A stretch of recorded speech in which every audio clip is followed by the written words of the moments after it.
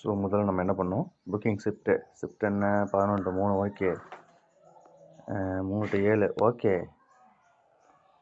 7 to 11:15 okay, late night 11 to 1 okay, 1 to 3 okay, 3 to 5:30 okay. மொத்தம் எல்லாம் சொல்கிறோம் 139 ரூபாயா, 3500 எடுக்கிறோம் இன்னைக்கு.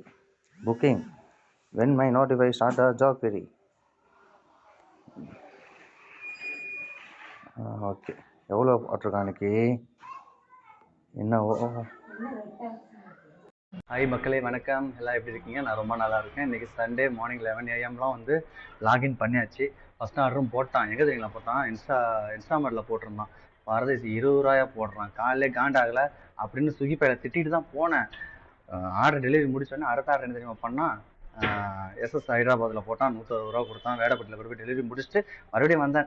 இப்படி இல்லை பையன் லோக்கல் தான் போடுவான், ஏதோ 1-2 தான் ஃப்ளூக்கில் போடுவான்னு நினச்சி திட்டிகிட்டே வந்தேன்.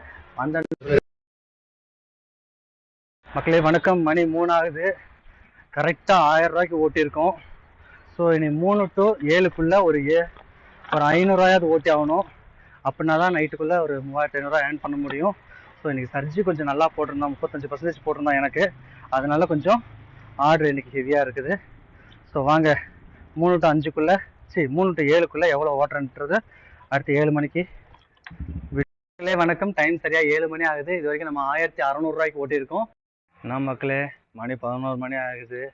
இது வரைக்கும் நம்ம ஓட்டின அமௌண்ட்டு பார்த்தீங்கன்னா ஒரு 2380 ரூபாய்க்கு ஓட்டியிருக்கோம். ப்ளஸ் ஒரு 38 ஆர்டர் பார்த்ததுனால 420 ரூபா ஏதோ இன்றைக்கி இன்சென்டிவ் கொடுத்துருக்காங்க.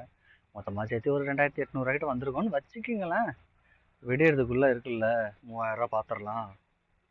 அதே மக்களே, மணி கரெக்டாக நடுராத்திரி 2:36 ஆகுது. இது வரைக்கும் 3100 ரூபாய்க்கு ஓட்டியிருக்கோம். இன்னும் 5:30 மணி வரைக்கும் டைம் இருக்குது. இன்னொரு 200 ரூபாய்க்கு ஓட்டலாம்.